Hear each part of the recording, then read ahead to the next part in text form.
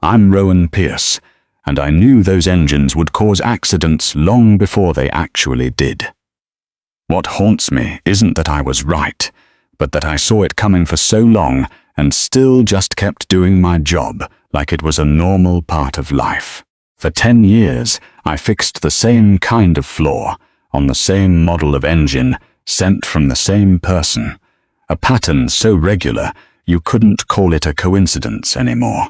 It was the sign of something that had been quietly accepted long before anyone had the chance to ask. These jobs didn't exist in any reports, not in any official records. If you just looked at the system, you'd believe they never happened. But every week, they'd show up at my garage door, as if someone was making sure they disappeared the right way. The person sending them wasn't just some customer. It was Sabrina Cade, the CEO of the company that made those engines, a woman with enough power to control the story told to the outside world. And all that time, she believed that what she sent here would never find its way back. She thought I was just a mechanic, someone who took the money, did the work, and forgot all about it. Someone who would never be important enough to become a problem. But there was one thing she never counted on. I don't throw away things I can't explain. I don't let patterns just vanish as if they never existed. And when you stare at a deviation for long enough, you realize it's no longer a flaw. It's evidence. For those 10 years, I didn't just fix those engines. I kept everything. Every serial number, every detail, every attempt they made to hide it, not because I knew I would need it, but because I understood that if no one holds on to the truth, eventually there's nothing left to prove it ever existed. And the most dangerous thing in this story wasn't the flaw that caused the accidents. It was what I'd held on to for those 10 years. Because when everything started to fall apart, that was the one thing nobody could control anymore. I live on the edge of a small town in Montana, where the morning arrives before the sound of cars, and the evening settles in before all the streetlights have flickered on.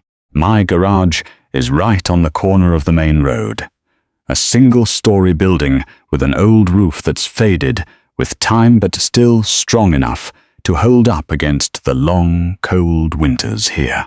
My life isn't anything special if you're looking from the outside. I don't get a lot of customers, mostly just folks from town, people who just need their car to run the next day and don't care what my sign looks like. The work just flows steady, not rushed, not loud, just like how things work in places where everyone's known each other long enough that you don't have to explain much. Every morning, I'm up before the sun is fully risen. I make coffee in an old machine by the window, listen to the water boil, and the smell of coffee fill the small kitchen. Then I walk down the hall to wake up Elia.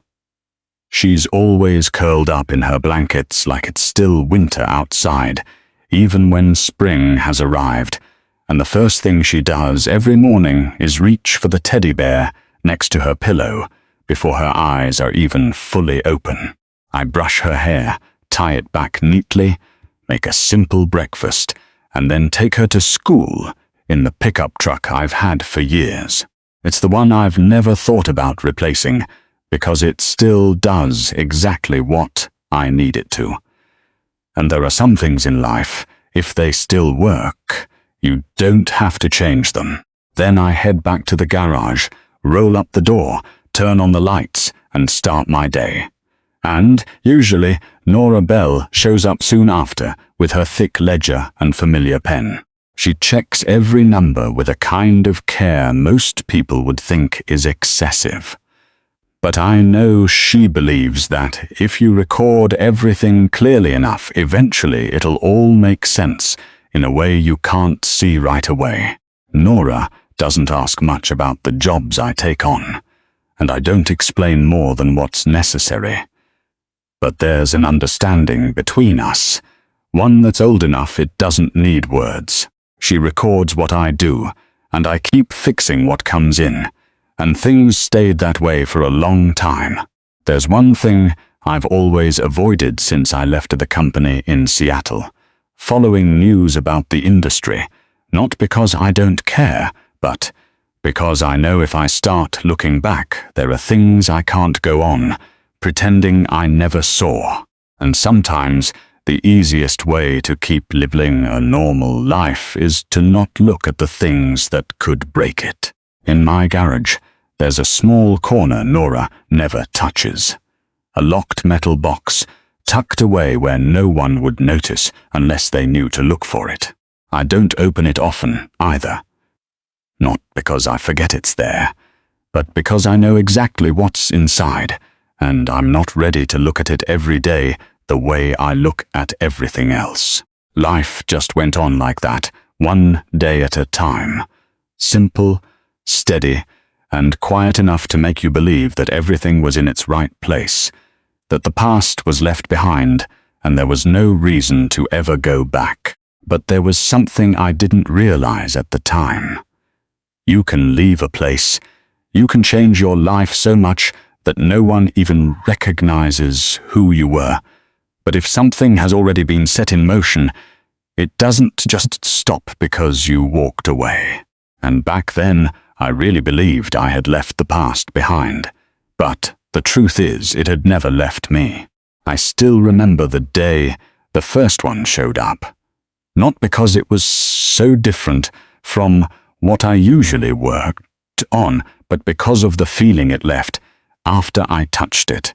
A feeling you only recognize when you've done this job long enough to know the difference between something that breaks down naturally and something that never should have broken that way. That morning started like any other. Nora was in the back checking the books, and I was halfway through a job on a regular's car when a small truck pulled up in front of the garage. Nothing special about it at a glance, but the guy who got out didn't come inside like most people. He just opened the back, dragged out a poorly wrapped engine block, and set it down by the door. He didn't look me in the eye when he handed me the envelope. Not in an obvious way, but just enough for you to notice he didn't want to hold my gaze any longer than necessary. And in this line of work, that's a detail you can either ignore or file away if you think it means something. Inside the envelope was cash. No invoice, no customer information. Just a serial number handwritten on a small slip of paper, and things could have just ended there. Because in a place like this, that kind of transaction wasn't exactly unheard of. But when I dragged the engine block inside and started taking off the housing, I knew almost immediately that something was wrong. It wasn't a sign of long-term use, not wear and tear. It was a hairline crack, right in a spot that only someone who'd worked with the original schematics would know about. A defect that didn't come from operation, but from the way it was made in the first place. I paused for longer than usual, checking it again just to make sure I wasn't seeing things. And when I looked closer, I saw the serial number on the engine's surface had been partially filed down, not enough to erase it completely, but just enough to make tracing its origin more difficult. And that was the first that made me feel like I was looking at something that shouldn't have shown up this way. I kept disassembling it, going deeper, and what I found inside didn't surprise me in the usual way. Instead, it confirmed something I hadn't wanted to conclude too soon, that this flaw wasn't random, not the result of a single incident, but a sign of a problem that existed long before this engine ever left the assembly line. I could have refused the job right then and there. I could have called and asked for more information, or just said, "I don't take jobs," without proper paperwork. but the reality is always simpler than what people want to believe. I needed the money, and in a town like this, you don't always get to pick and choose the perfect jobs. So I went ahead. I fixed it, just like I fix everything else. But this time, I didn't just fix it. I documented it. I wrote down the remaining serial number, the location of the crack, the small details that might not have meant anything right then, but were enough to keep me from pretending I hadn't seen them. And that was a reflex I thought I'd left behind when I walked away from the company. When I was done, the driver came back, took the engine block, and left just as quickly as he'd arrived. Without another question, without leaving any more information. And my garage went back to its familiar rhythm, as if nothing remarkable had just happened. But I realized something after the door closed. A detail I should have paid more attention to from the start, and it was that very detail that later became the starting point for everything. I overlooked that detail at the time, and I only understood later that it was the first mistake. After that first time, I thought it would be over, the way strange things usually are in a place like this. They happen once, then disappear. But that's not what happened, because the second engine arrived sooner than I expected. Then the third, and then more after that. Not all at once, but regularly enough to create a rhythm I couldn't ignore. At first, the gaps between them were long enough that you could convince yourself they were just isolated incidents. But over time, that gap started to shrink, from a few weeks to a few days, and at one point I got 2 engine blocks in the same week, something that had never happened before. And when something starts repeating that fast, you know that something behind the scenes is changing. The point that made it impossible for me to keep seeing it as a coincidence wasn't the number, but the almost perfect similarity of the flaws I found inside each engine block. The same location, the same type of fracture, the same minor deviation that on its own wouldn't be enough to cause concern. But when you see it, repeated dozens of times in the exact same way, you have no choice but to accept that it's no longer a mistake, but the footprint of a decision made long ago. I started logging everything more systematically, not just scattered notes, but a chain of data that could be cross-referenced over time. Every serial number, every detail, every appearance. And when I laid them all out next to each other, I saw a pattern so clear it was impossible to ignore, something being repeated with a precision that no system could produce without intent. And there was one time I decided to refuse one. Not because I didn't need the money, but because I wanted to see what would happen if I stopped, if I refused to take part in that chain just once. And when the truck arrived, I told the driver I wasn't taking this job, that they should take it somewhere else. He didn't argue, didn't try to convince me, just nodded, loaded the engine block back onto the truck and left the same way he always did. And in that moment, I thought maybe I'd put an end to something I shouldn't have been a part of.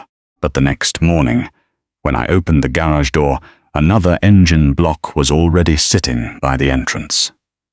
No truck, no delivery guy. It was just there, as if it had always belonged here, and my refusal the day before had changed nothing. I stood there looking at it for a long time before I touched on it. Not because I didn't know what I would do next, but because for the first time I understood that this was no longer about them needing me, but about them needing this place. A place where things like this could pass through without leaving an official trace. From that point on, the way I saw things changed. I no longer saw those engine blocks as just a paying job, but as pieces of a system that I couldn't see in its entirety, but enough to understand that it didn't operate the way outsiders thought it did. There were nights I'd sit alone with the notebooks, laying out all the serial numbers in chronological order and looking at them as if they were a map. And even though I couldn't see the whole road yet, I knew that if I kept going, there would come a point when all those disconnected lines would connect into something that no one could deny. And what kept me from stopping wasn't curiosity, but the feeling that if I didn't keep recording, if I let one link go missing, then the whole chain wouldn't mean what it was supposed to. It was like they didn't need me. They needed this place. There's a reason I recognized those flaws faster than anyone else. And it wasn't because I was more special than the others, but because I'd seen that exact same thing long before any engine block ever showed up at my garage. Before I was a mechanic in Montana, I was an engineer at the company Sabrina Cade now runs, a place where things were decided not just by what was right, but by what could be accepted for a long enough period of time to not cause an immediate problem. My job back then wasn't to create things that people would notice, but to find the things that others might overlook, the small deviations in a design that, if not addressed from the start, wouldn't disappear, but would just wait for the right moment to become a consequence. I spent nearly 2 years working on one specific engine line, and in the process I discovered a small deviation in the structure. A detail that, viewed in isolation, wasn't enough to halt the entire project. But if you understood how these systems operate under real-world conditions, you'd know it shouldn't have been there in the first place. I did what I was trained to do. I wrote a full report, not just a warning, but a detailed analysis, with data, simulations, and recommended adjustments, because in that environment, you weren't allowed to have a feeling. You had to prove it with numbers. That report was sent through the proper channels, and the direct recipient was Victor Halden, the person responsible for making the final call on whether a problem was worth slowing down progress. I still remember our first conversation after that, not because it was long, but because it was unusually short. He didn't deny the problem, nor did he ask me to explain further. He just said my report was technically accurate, but that its presentation needed to be reframed to reflect the project's actual priorities, which was his way of talking about downplaying a problem that shouldn't have been downplayed. He asked me to rewrite the report, not to fix the data, but to change the conclusion, to turn a long-term hazard into an acceptable short-term risk. And in that environment, the difference between those two phrases was enough to decide whether or not a product went to market. I looked over my report again and again before making a decision, not because I didn't understand what he wanted, but because I knew exactly what would happen if I did it, and what would happen if I didn't, and neither of those paths was easy. In the end, I didn't rewrite it. Not because I wanted to be defiant, but because I couldn't convince myself that changing the wording wouldn't change the consequences of the problem. And once you've seen a flaw that clearly you can't go back and pretend it's smaller just because it's more convenient for someone else. After that, things didn't happen in a way people talk about openly. There was no big argument, no publicly announced decision. Just small changes in the work I was assigned, meetings I was no longer invited to, and a distance that gradually grew between me and the important decisions. I stayed on for a while longer, not because I had changed my mind, but because I wanted to make sure the issue wasn't completely ignored. But you get to a point where you realize your staying no longer changes the system's direction, and that leaving isn't giving up, but refusing to be a part of something you know is wrong. My last day, there was nothing special. I cleared my desk, closed up the blueprints, and before I left, I stood and took one last look at the design for the engine line I had spent the most time on. Not because I wanted to remember it, but because I knew damn well I was never going to be able to forget it. I left that company, thinking I had gotten out before things got worse, that what I had seen was just a possibility, not yet a reality, and that by leaving I had separated myself from the consequences of decisions I didn't control. But later, when those engine blocks started showing up at my garage with the same flaw I had once tried to warn them about, I realized that I didn't leave before things went wrong. I left right as they were beginning. I thought I left before things went wrong, but the truth is, I left when it had already started. I knew very well that what was happening wasn't right, and it wasn't a vague feeling, but a truth so clear that I couldn't keep pretending I hadn't seen it, because every time I opened up an engine block and saw the same flaw repeated, I understood that the problem was no longer in the machinery, but in the decisions that had been made behind them. But knowing is one thing. What you can do about it is something else entirely, especially when your life isn't built on ideal choices, but on more practical things like rent, bills, and a son who needs you to be there for him every day. There were times I'd stand in the middle of the garage, looking at the engine blocks lined up, and ask myself if I was fixing a problem or helping someone hide it. The answer was never as clear as I wanted it to be. Because if I stopped, the money stopped, and if the money stopped, other things in my life would start to fall apart, too. I had no position, no power, no one to back me up if things went south, and I understood all too well that the people who could make decisions at that level were also the kind of people who could make someone like me disappear from the story without leaving much of a trace. One night, after I'd closed the garage and put Elia to bed, I sat alone in the back room with all the notebooks I'd been keeping. I laid them out on the table, opened each one, and looked at what I had held onto.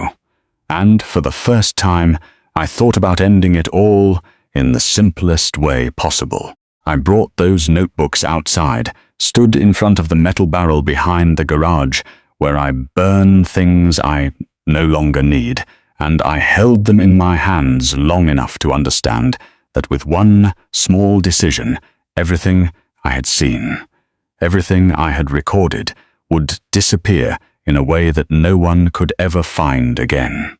There was no one there to stop me, no pressure from the outside, just me and my choice.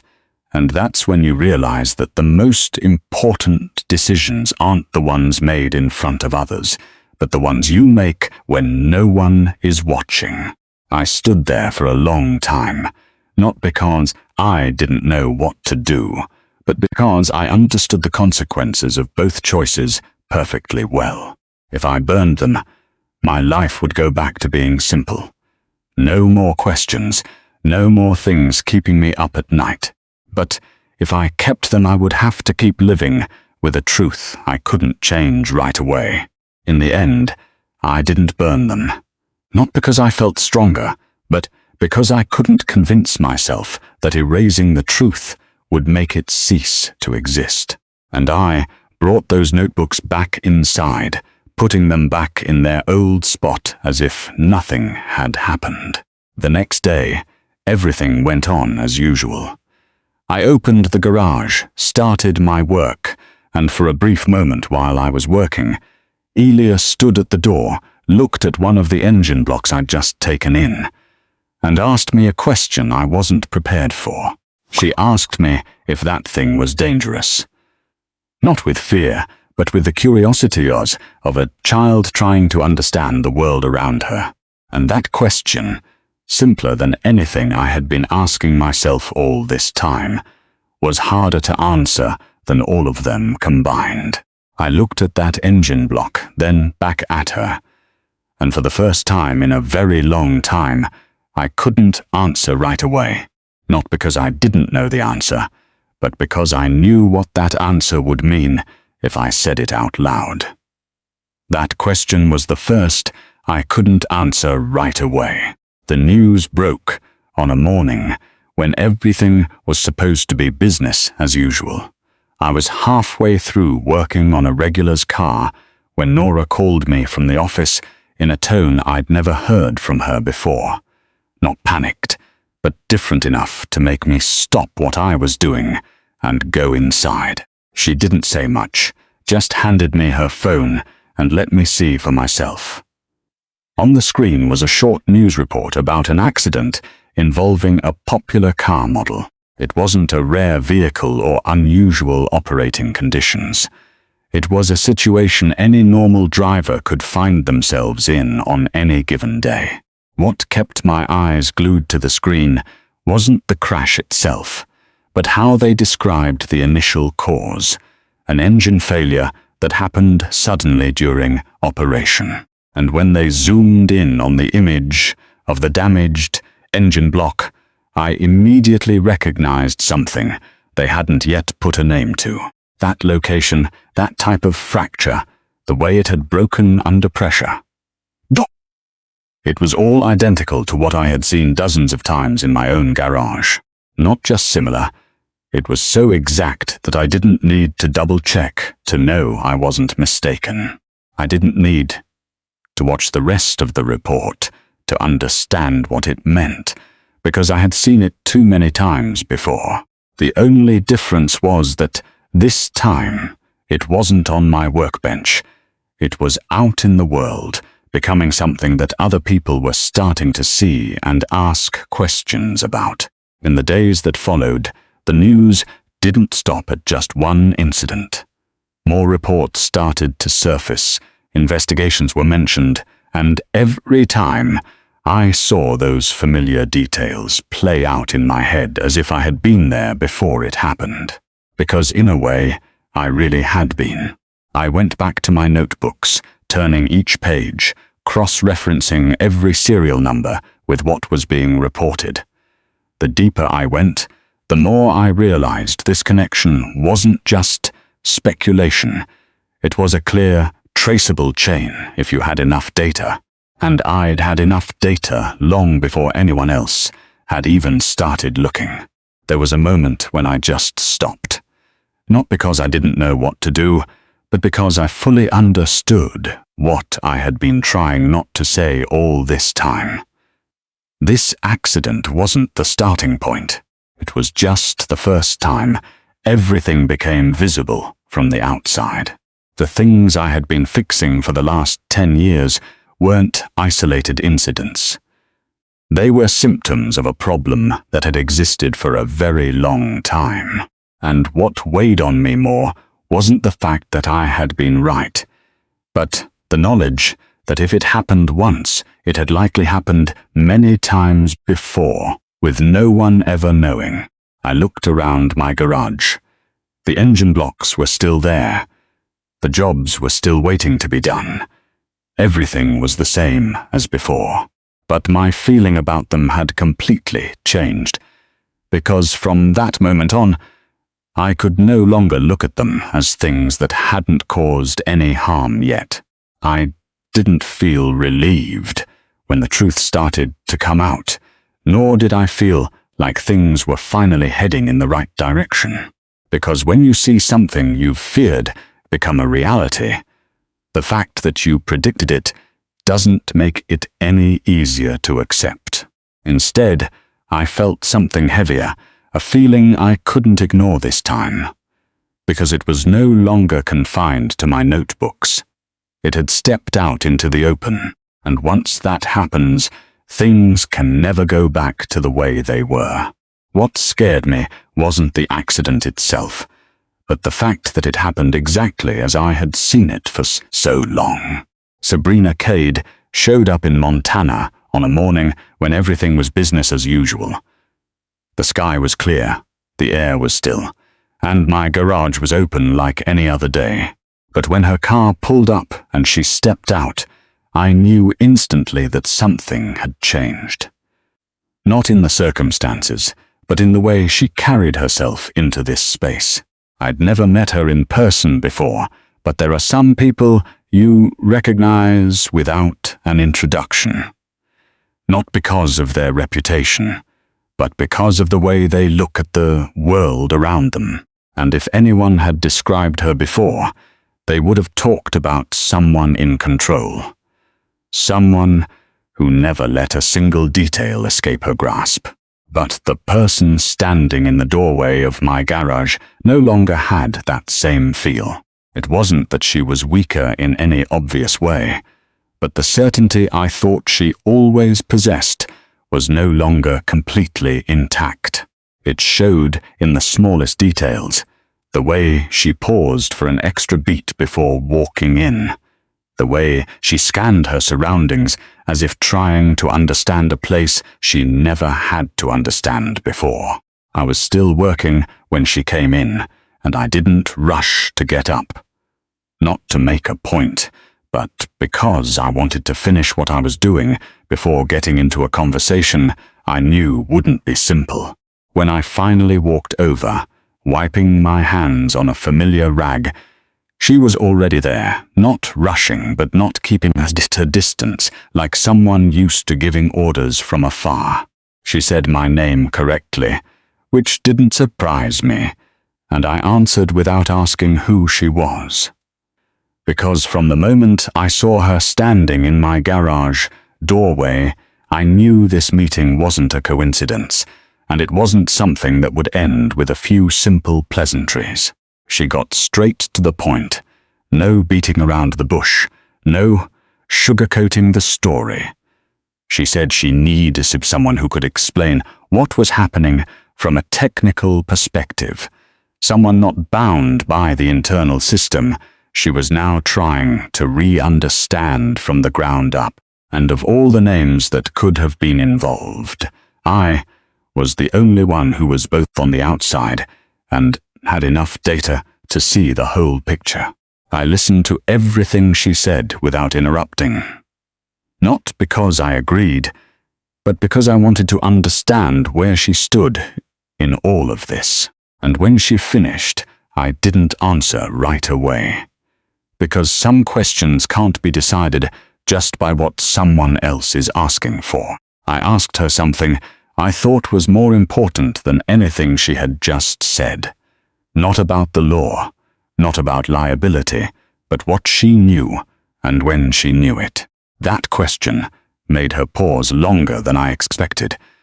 Not because she didn't have an answer, but because she knew that answer would change how I saw this entire meeting. She said she didn't know. Not in the sense that she'd never heard of the issue, but that she had never seen it on this scale, never seen the repetition, never seen the chain of data stretching back for years like what was being laid out before her now. And from the way she said it, I understood that the information she'd received before had been filtered through multiple layers before it ever reached her. I didn't argue, but I wasn't entirely convinced either. Not because I thought she was lying, but because I know a system that can hide a problem for 10 years isn't a system you can understand in a few days, even if you're at the very top. She didn't try to persuade me with words, but shifted to what she could offer. It wasn't just money or a settlement, but a clear role in the investigation, a way for what I'd kept hidden to finally be brought out of the shadows in a way that could create real change. I understood the value of that, but I also understood the price that came with it.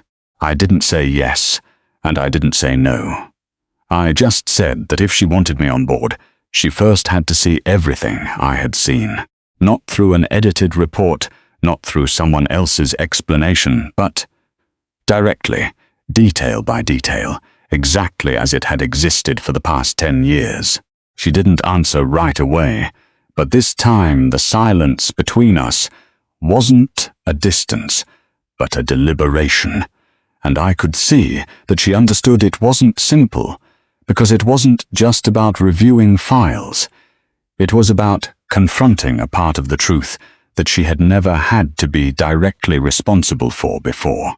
And in that moment, I realized something I hadn't been sure of before, that I might not be talking to a CEO trying to control a situation, but maybe to someone who was also trying to figure out where she stood in a system she couldn't always see in its entirety.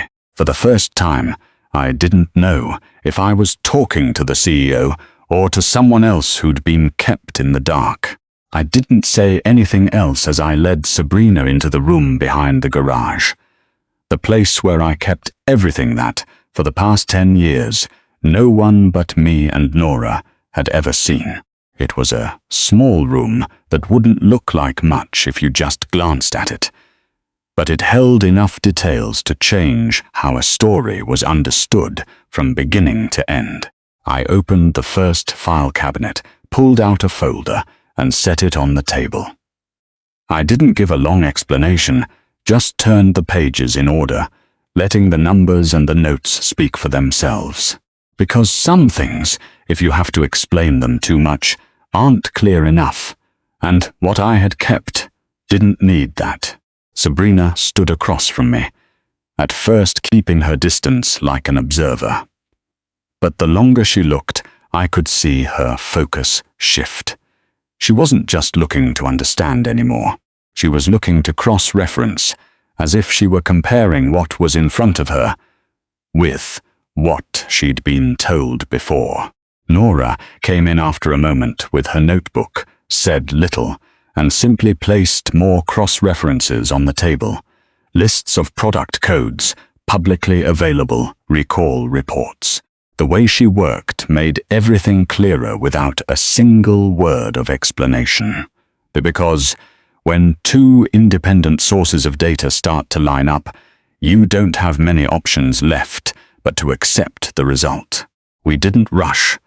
We weren't trying to prove anything in a few minutes. We just let each year, each production run, each small detail fall into its proper place. And when you look long enough, you start to see something that was impossible to see when you were only standing on one side of the story. At one point, I paused on an older file, not because it was more significant than the others, but because it was the point where everything started to make sense in a different way. I opened it, turned to a page I had marked long ago, and slid it toward Sabrina.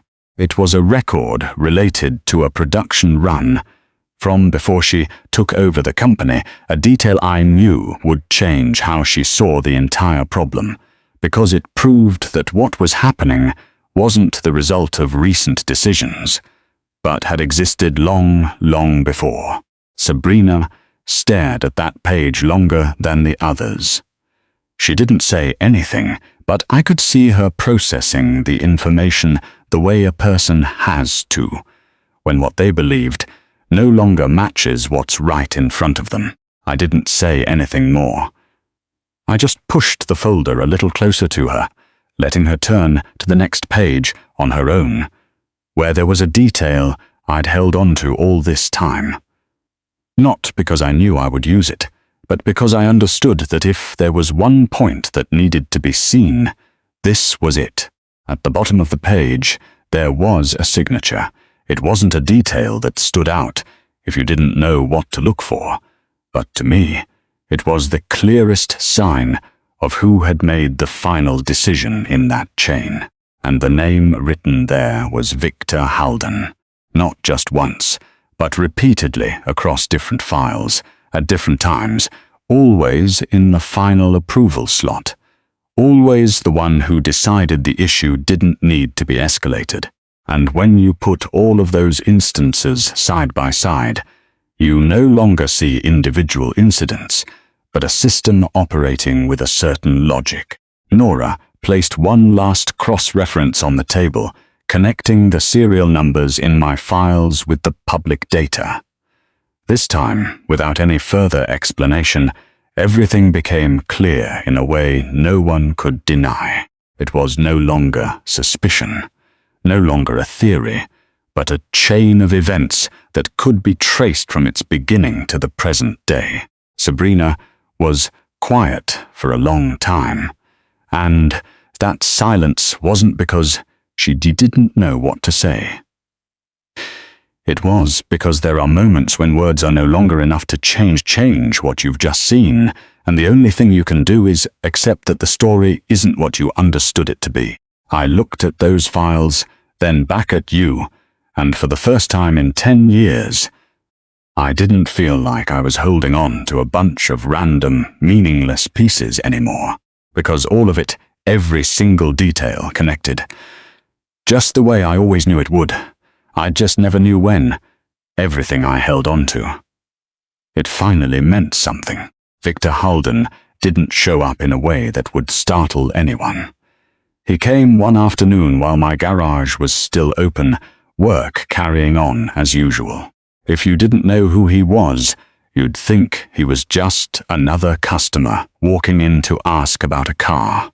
But some people, without any introduction, carry a sense that they haven't come to ask, but to end something. I recognized him the moment I saw him, not because we were ever close, but because there are faces you don't forget when you've worked inside the same system long enough. And the way he walked in, glancing around as if assessing everything in the space, hadn't changed much from what I remembered. He didn't waste time creating a different story. No beating around the bush. No pretending it was a chance encounter. He got straight to the point with the confidence of a man accustomed to everything being solvable if the price was right. He spoke about what I was holding.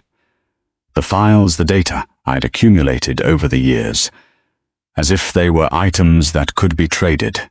He named a specific number. Not a vague offer, but a sum large enough to change the life of someone like me for a very long time. It came with a simple agreement. Everything I'd recorded would be considered nothing more than ordinary repairs, nothing beyond the scope of a small garage in Montana, and the matter would end there. I listened without interrupting, not because I was considering it, but because I wanted him to say it all. Some people only reveal how they truly see things when they've talked long enough. When he finished, he didn't press for an immediate answer, but let a pause hang in the air, as if convinced I needed time to understand the value of what was being offered. Then he added something else. Not in a threatening way, but like a detail mentioned naturally in conversation.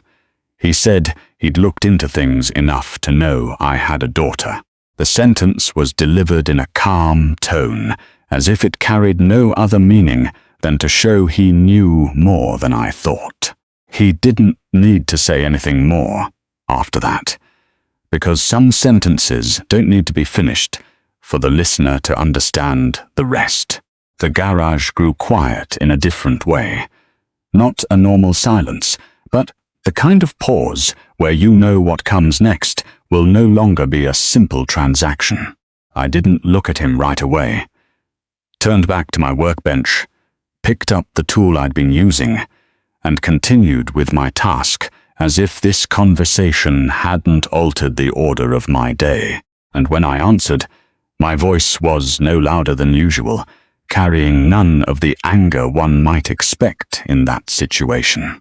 I didn't talk about the money, nor did I mention what he had just implied. I only said one thing that I thought was enough to end this meeting the way it needed to end, that he was too late. Not because I'd made up my mind beforehand, but because what I was holding was past the point where it could be traded for something else. I told him that what he was trying to solve here was no longer within the scope of a negotiation, because once the truth has been kept long enough and has begun to be seen from multiple sides, it's no longer something one person can control in the way he was used to. I didn't argue, I didn't add any conditions, and I didn't try to convince him of anything. I just stood there and said the one sentence that I knew wouldn't need any further explanation. "You're too late." Victor Halden looked at me for a long moment, not with anger, but with the expression of a man realizing he's in a situation where all the tools he's ever used for control no longer work. Then he turned and left the garage without another word. The door closed, and everything returned to the familiar sounds of work in progress. But I knew that from that moment on, this story had reached a point where none of us could go back. Not because of what had been said, but because of what could no longer be changed. What happened next wasn't as loud as many people might imagine. There was no single moment where everything came to a complete stop to make way for a clear conclusion. Instead, it unfolded the way big truths often do, slowly, surely, and irreversibly. The investigation expanded. It didn't stop at one vehicle model or a few reports, but began to trace back the entire chain of decisions made over many years. And what I had kept was no longer in a small garage in Montana. It became part of a larger question that many people were trying to answer. Victor Halden's name began to appear in ways no one had mentioned before. Not in internal memos, but in places where everything had to be explained. And this time, there was no way to write a softer version of the report. As for Sabrina Cade, she didn't disappear from the story or stand outside of it. She remained in a position where she had to confront what she had never fully seen before, and in her own way she chose not to let things continue to be hidden in the old way. No one in this story ended up a winner in the simple sense of the word, and that's probably the closest thing to the truth you can expect. My life didn't change the way people might imagine after something like this. The garage still opens every morning, cars still come and go, and Elia still stands in the doorway, asking me questions I can't always answer right away. Some things went back to how they were, but some things weren't the same. Not because anything on the outside changed, but because the way I saw them was different. The metal box is still in the same corner of the garage, still locked up just like before. I don't open it often, not because I'm afraid of what's inside, but because I know it doesn't need to be opened every day to mean something. Some truths don't need to be repeated constantly to exist. They just need to be held on to long enough for the right moment. And when that moment comes, you understand why you never threw them away in the first place. Every morning, when I'm brushing Elia's hair before taking her to school, I don't think about what happened in the way an outsider might. I just know that there are choices you can't fully explain to other people, but you're the one who has to live with them every single day. And what matters isn't whether they change the world, but whether they change how you see yourself. There's one thing I've come to understand after all this. You can't always stop something wrong from happening, and you're not always strong enough to change a system that's bigger than you are. But you always have a smaller choice. Whether you hold on to the truth or let it disappear because it's easier. And sometimes, what gives a story meaning isn't how it begins or ends, but the fact that someone decided not to ignore something they knew was wrong, even when nobody was asking them to. If you were in my shoes, when you knew a truth that nobody else wanted to see, would you hold on to it, or would you let it fade away just to make your own life easier.